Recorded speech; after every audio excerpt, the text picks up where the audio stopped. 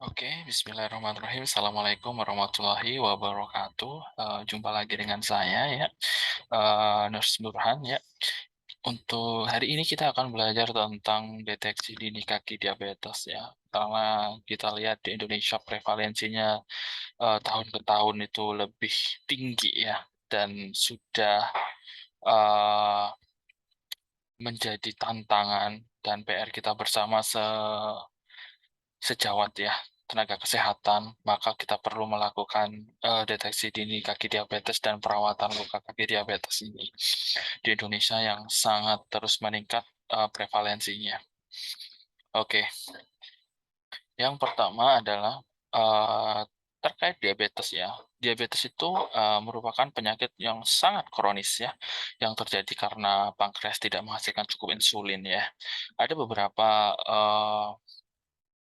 klasifikasi pada diabetes itu ada diabetes tipe 1, tipe 2, gestasional, dan karena faktor-faktor tertentu. Sebenarnya pada dasarnya sama ya, insulinnya tidak mencukupi. Sehingga apa? Hormon yang mengatur gula darah atau glukosa dalam darah itu tidak signifikan. Atau ketika tubuh tidak dapat secara efektif menggunakan insulin yang dihasilkan. Diabetes adalah masalah kesehatan masyarakat yang sangat penting menjadi salah satu dari 4 penyakit tidak menular dengan resiko prioritas yang sangat utama bagi seluruh dunia. Sehingga ini adalah PR bersama untuk tenaga kesehatan ya dalam menangani diabetes mellitus yang semakin meningkat ya. Ini adalah data penderita diabetes ya. Data ini diambil dari Riskesdas ya. Riskesdas 2013 ke Riskesdas tahun 2018. Kalau kita lihat ya, di umur 15 sampai 24 tahun, itu rata-rata juga sudah terkena diabetes mellitus ya. Dan untuk di tahun 2018 masih sama juga di umur 15 sampai 24 tahun menyumbang 0,1% dari kejadian diabetes mellitus sendiri di Indonesia ya. Dan ini akan diproyeksi ke depan ya, bahwasanya penderita diabetes di Indonesia akan meningkat di tahun 2030 dan 2045. Ini proyeksi ya, yang tidak apa ya namanya ya, bisa bertambah dan tapi juga bisa berkurang tergantung dari tenaga kesehatan itu melakukan preventif dan promotif kepada masyarakat di Indonesia.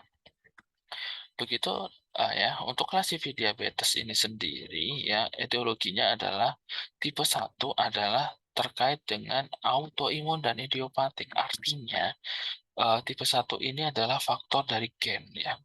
Sedangkan untuk tipe 2 bervariasi, tapi pada umumnya sekresi insulin itu tidak semuanya terpenuhi. Dia itu hanya setengah yang diberikan insulinnya pada sistem tubuh kita atau pada pembuluh darah. Sedangkan pada gestasional ini terjadi pada ibu yang sedang hamil ya, di mana pada kehamilan ketiga, di mana sebelum kehamilan tidak didapat diabetes, dia itu timbul pada saat dia itu hamil. Sedangkan untuk tipe spesifik biasanya lebih ke sindrom diabetes monotik, diabetes neonatal, maternity onset diabetes of the young, the MODY, the penyakit endokrin, the pancreas, fibrosis cystic, and pancreatitis. Yang ketiga adalah disebabkan oleh zat kimia, ya biasanya dari penggunaan obat-obat dengan kortikosteroid, ya atau setelah transplantasi organ. Untuk kaki diabetes sendiri ya, ini masih tahun 2016, bahwasanya tahun 2021 itu sebanyak 145 juta ya bisa terjadi. Sedangkan untuk menurut IWGDGF ya 2016 80% amputasi ekstremitas di bawah non traumatik. Artinya sangat tinggi ya, untuk pasien-pasien diabetes dilakukan amputasi pada ekstremitas bawah, dan 50% meninggal dalam 5 tahun setelah terdapat ulkus kaki diabetes. dan 70% meninggal dalam waktu 5 tahun setelah amputasi. This is the very reality in diabetes disease. Before the complication for the diabetes foot ulcer. This is the complication for the diabetes foot ulcers, ya. Ini adalah contoh-contohnya, ya. Mungkin ini adalah yang kronik-kroniknya, ya. Ini sudah epitelisasi, udah lumayan, tapi yang lain adalah ini yang terjadi pada pasien-pasien dengan kaki diabetes. Bisa arterial ulcer, bisa vena ulcer, bisa mixed ulcer, bisa di vein thrombosis untuk penyakit-penyakit pembuluh darah pada kaki. Untuk screening kaki diabetesnya sendiri, sebenarnya ini hal yang sangat menjanjikan pada pasien-pasien diabetes, ya. Pengantar pemeriksaan kaki, penilaian dan diagnosis, kemudian riwayat penyakit diabetes, ya, related, ya. Kemudian penilaian pada kaki, kemudian penilaian pada alas kaki. This is very important for the patient diabetes mellitus, ya.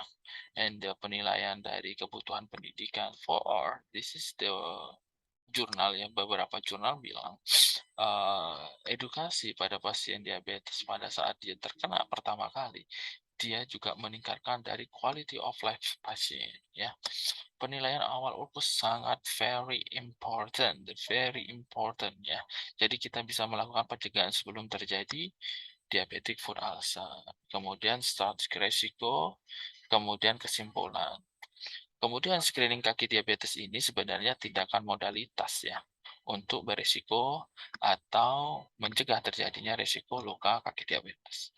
Ditujukan untuk menemukan pasien yang berisiko mengalami penyakit penyerta, kemudian setidaknya setiap bulan penderita diabetes direkomendasikan oleh WHO untuk menilai bagaimana kondisi kaki tersebut dalam mempengaruhi kesehatan kakinya. Laporannya adalah meskipun statistik ini, ya, mengenai luka dan amputasi kaki mengkhawatirkan di tingkat amputasi, ya, sebenarnya amputasi itu dapat dikurangi 45 sampai 80% dengan program perawatan kaki atau program perawatan kaki diabetes. This is the very important and the very big result to preventive amputation for diabetic foot ulcers, ya. Yang tentunya komprehensif, holistik, yang mencakup penilaian dari resiko, dari edukasi terkait dengan perawatan kaki, terkait dengan terapi pencegahan, terkait dengan pengobatan patologi pada kaki, rujukan, kemudian ke spesialis. Tenaga kesehatan kaki diabetes ini sangat direkomendasikan, ya. Yang pertama adalah ada dokter umum. Ya, dokter umum ini akan melihat untuk mungkin gula darahnya, untuk mungkin konsultasinya. Tapi kemudian nanti ada dokter spesialis kaki atau yang disebut dengan podiatri. Nah, dia akan menilai bagaimana dia mempunyai risiko terjadinya luka kaki diabetes. Melihat adanya komplikasi pada pembuluh darah kaki perifer, bisa dengan ABI, bisa dengan kapiloroskopi, bisa dengan angiografi. Ahli gizi ini penting karena memang diabetes ini adalah penyakit metabolik, ya, pada tubuh kita, sehingga apa? Ketika diet ini benar-benar dilakukan dengan baik dan dimanajemen dengan baik, maka harapannya nanti gula darahnya itu juga stabil pada pembuluh darah. Kemudian ada dokter spesialis penyakit dalam, ya. Penyakit dalam ini terkait nanti pemberian obat-obatan, terkait dengan pemberian jika ada infeksi dan yang lainnya. Dan perawat adalah preventif dari semuanya.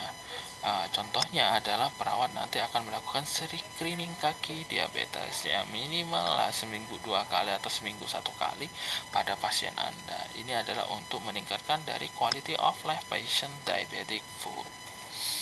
Oke, riwayat penyakit diabetes, jenis diabetesnya harus sudah teridentifikasi. Apakah dia memang dari tipe 1 yang artinya mutlak dia butuh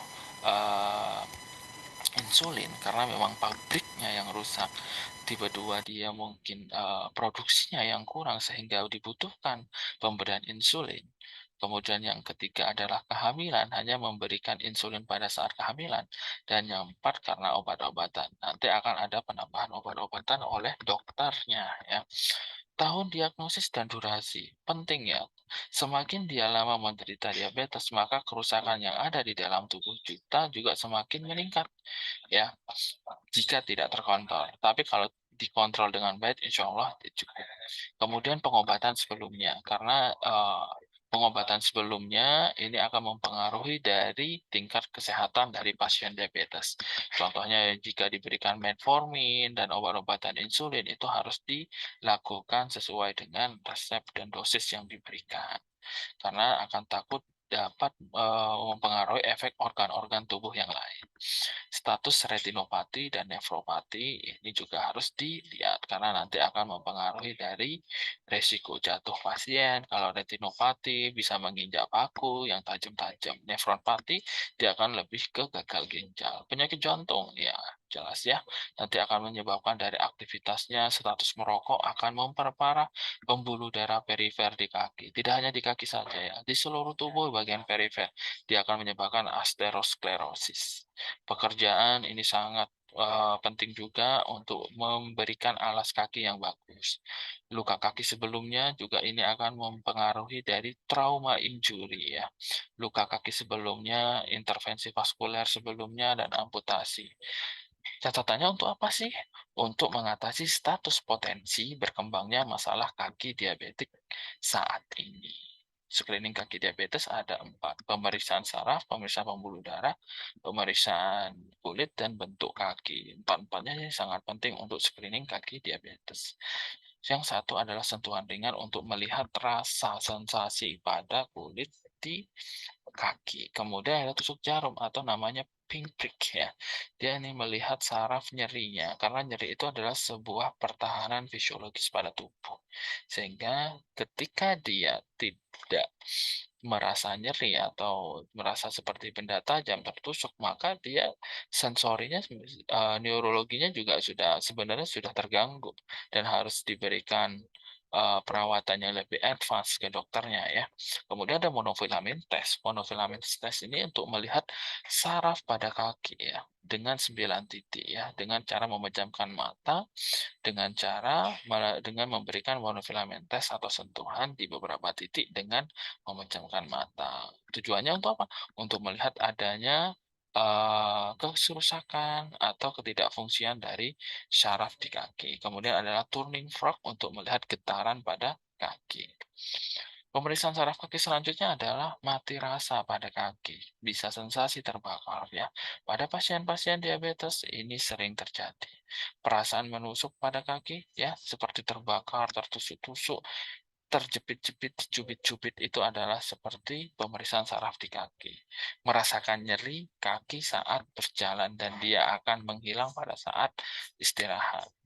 Kemudian screening pembuluh darah kaki itu ada beberapa banyak tempatnya ya, ada dorsalis pedis, tepatnya di daerah punggung kaki, ada nadi tibialis posterior ya, kemudian ada popliteal, kemudian warna kulit, gradien suhu kulit atau termoregulasi pada kulit perifer, kemudian pengisian ulang dari kapiler atau CRT kurang dari 3 detik.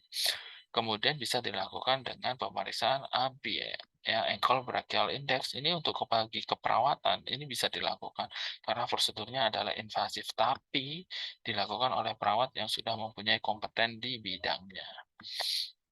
Caranya adalah normalnya 0,8 sampai 1,2, di bawah 8 dia 0,8 iskemik, kalau dia lebih dari 0,5 critical ischemic. Artinya kalau di bawah 0,5 dia sudah arteri yang kena ya, ada gangguan atau disebut dengan arterial ulcer. Kalau sudah iskemik ini berarti dia sudah terjadi gangguan pada saraf dan vaskulernya atau disebut dengan iskemia. Dan juga bisa menyebabkan juga neuroiskemik jika terjadi saraf yang terganggu.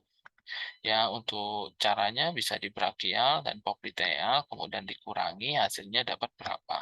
Nanti ini sebagai indikator klasifikasi of arterias dengan nilai 0,8, 0,5 sampai 1, milimeter hektogram.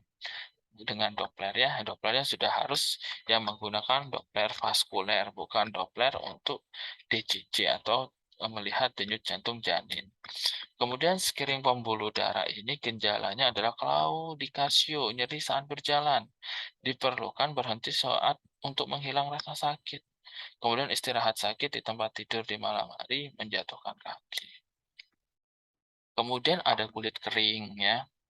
Kemudian juga ada berkilau ya, kulitnya kering ya, berkilau, terjadi hiperpigmentasi ya, rambutnya sudah tidak ada, kemudian ada kalus, ya, ada mata ikan, ada jamuran. Inilah salah satu tanda dia itu sudah cikal bakal menjadi diabetic foot complication atau sudah menyebabkan yang akan nantinya bisa menjadi luka pada kaki diabetes. Ini adalah cikal bakal semuanya. Kalau kita tidak lakukan pemeriksaan kaki diabetes, ini bisa menyebabkan terjadinya luka kaki diabetes.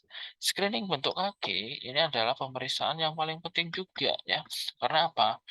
Semakin dia berbentuknya seperti Cloutus, Hamerto, Bunions, Prominus, Pes planus, dan Pes clavus, maka tekanannya di beberapa titik tersebut. Misal nih, saya ambil contoh Pes clavus ya, bentuknya V, maka tekanan di sini itu akan lebih tinggi ya, dua-duanya. Sedangkan di sini tidak ada pressure, sehingga apa? Menyebabkan terjadinya kalus ya. Kemudian setelah kalus dia akan terjadi penurunan saraf, sehingga apa? Terjadinya kerusakan sel paling perifer atau jaringan paling perifer, sehingga menyebabkan nekrotis. Kemudian hemorrhagic, kemudian Claudius, ini semuanya menyebabkan terjadinya diabetic foot ulcers. Caranya dengan cara senam kaki diabetes ataupun bisa dengan cara ROM ya, range of motion aktif ataupun pasif.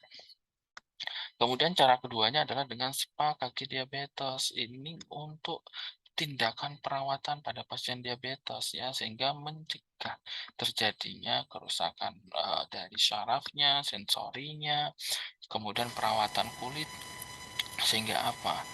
Dia bisa menjadi baik dari segi kulit, kemudian segi perfusi, dari segi vaskuler itu, kemudian dari segi kesehatan kaki juga semuanya ada gitu. Sehingga apa? Spa kaki ini direkomendasikan sebenarnya dari pakar-pakar diabetes foot ulcer itu 1 minggu 1 hari, atau yang bilang juga 2 minggu 1 kali ya. Kemudian pemilihan sepatu kaki diabetes ini adalah eh, rekomendasi dari IWDGTF ya, International World Diabetic Foot Association, untuk memilih alas kaki yang bagus. Kalau seperti ini kita nanti ada paku, kalau seperti sandal seperti ini ada infeksi, ada apapun ini bisa. Tapi kalau udah bentuknya seperti ini, airway-nya bagus ya, kemudian apa namanya, bentuknya juga bagus, tidak kesesetan, terus di bawahnya itu empuk, sehingga tekanannya turun. Ini adalah rekomendasi pada pasien dengan diabetes, ya. Kemudian pendidikan kaki diabetes, ya, upaya dari promotif. Periksa kaki setiap hari pada si pasien Anda, ya. Kemudian cuci kaki setiap hari dengan sabun yang lembut. Rekomendasinya adalah untuk sabun-sabun anak kecil ya, dengan air hangat untuk memperlancar pembuluh darah pada kaki perifer dengan adanya rendaman. Oleskan lotion setiap hari dengan lembut untuk mencegah terjadinya kekeringan pada kulit kita, pada kulit pasien ya. Kemudian memanajemen dari pH ataupun kelembapan atau dari kulit itu sendiri. Ingat, potong kukunya jangan terlalu pendek dan jangan terlalu panjang, menyebabkan trauma. Kaos kakinya tidak terlalu ketat, ya. Karena apa? Nanti menyebabkan dari pembuluh darah perifer juga tidak bagus. Kemudian kaos kaki tidak terlalu kuat, sepatu tidak boleh terlalu ketat sama ya. Jadi untuk pasien-pasien untuk wanita tolong yang kalau pakai high heel kalau sudah dengan diabetes untuk dikurangi.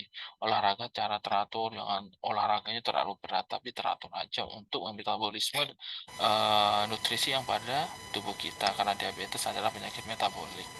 Kemudian kapan harus dikonsultasi ketika terdapat tanda kapalan ya. Ini adalah luka kaki diabetes ya. Ada perubahan kulit, ada kedalaman luka yang bervariasi ya. Kemudian ada eksudat, edema pada kakinya. Kemudian kulit sekitarnya hangat menandakan adanya infeksi ya. Refleksinya juga sudah berkurang, sensitifnya juga berkurang. Pasti kalau seperti ini sudah gangguan berjalan, kapilarinya juga pasti tidak normal pada perifer. Lokasinya biasa terdapat pada tumit dan kaki. Pengobatan luka kaki diabetesnya bisa pemberian dengan alginat pada pasien-pasien dengan lukanya derajat 2 ya untuk apa? Untuk meningkatkan growth hormon dari granulasi. Foam ya digunakan pada pasien untuk menyerap eksudat untuk mencegah terjadinya maserasi dan perluasan dari ukuran luka. PHMB ini digunakan untuk cleansing ya, untuk pencucian luka. Ini rekomendasi banget ya. Jadi cairan luka yang dapat membunuh atau membersihkan ya. Jangan hanya membersihkan saja ya. PHMB bisa membunuh bakteri. Kemudian Aquacell Edge ini dia sudah silver. Silver kenapa ruang operasi itu pakai banyak silver dalam instrumennya? Karena silver ketika ketemu bakteri pasti mati gitu ya. Maka Aquacell Edge adalah pilihan paling utama ketika terjadi infeksi. Kemudian ada silver spray. Ini seperti silver, tapi silver di nano spray ini sudah dibentuk dengan nano. Jadi ukurannya kecil-kecil. Kemudian ada Cytogen gel. Cytogen gel ini seperti autolytic debridement untuk mengeluarkan proliferasi. Dan ada antimikrobialnya. Sedangkan atau Cito powder dia itu lebih sifat untuk terjadinya gap pada luka. Biasanya Cito powder digunakan pada pasien-pasien dengan stoma ya. Kemudian ada debrid gel, dia lebih fokus ke autolitis dan enzimatik dari debridement. Ini adalah salah satu contoh pasien luka ya, perawatan luka kaki diabetes. Ini venous ulcer, kita berikan metcovacin, kita berikan kadexomer untuk antibakterialnya. Kemudian infeksinya dengan kadexomeriasis, MOS-nya dengan metcovacin, epitelisasi agentnya pakai dengan pemberian makanan yang cukup, nutrisi yang cukup, albumin yang cukup. S-nya harus menghindari merokok atau mengurangi merokok, kemudian dengan fiksasi 3 layer. 3 minggu selesai untuk lukanya ya. Kontrol infeksi selama proses penyembuhan luka ya. Di sini sembuh dalam 6 minggu. Kemudian ini perawatan luka kaki diabetes yang sebelum-sebelumnya juga yang sudah saya selesaikan ya. Diabetic foot ulcer selama 12 minggu. Kemudian ini pada tahun 2019 dia ditumit selesai dalam 12 minggu. Pada kasus selanjutnya ya, ini adalah diabetic foot ulcer pasca amputasi ya, selesai dalam waktu 6 minggu. Kesimpulannya adalah lakukan pemeriksaan gula darah minimal 2 kali sekali. Kemudian lakukan pemeriksaan kaki dan perawatan kaki ya. Setiap hari lakukan ya. Jadi setiap bangun kakinya juga dilakukan spa, dipijat, diberikan perawatan yang bagus karena tidak ada orang yang jualan kaki di apotek ataupun alkes. Ketahui tanda-tanda gejala kaki diabetes itu seperti tadi ya.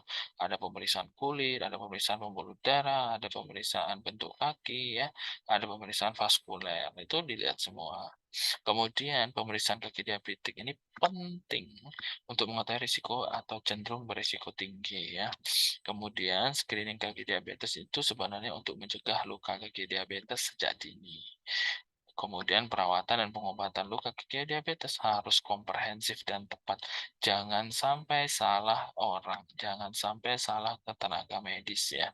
Cari dokter dan perawat yang di bidangnya atau kompetensi di bidangnya. Itu akan meningkatkan kualitas hidup dari penyandang diabetes mellitus atau pada penderita diabetes mellitus.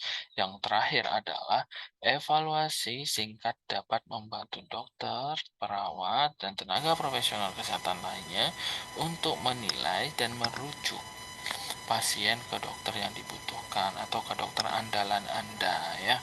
Jadi di sini kesimpulannya adalah perawatan kaki atau screening kaki diabetes adalah penting untuk mencegah luka kaki diabetes. Terima kasih, semoga bermanfaat. Thank you.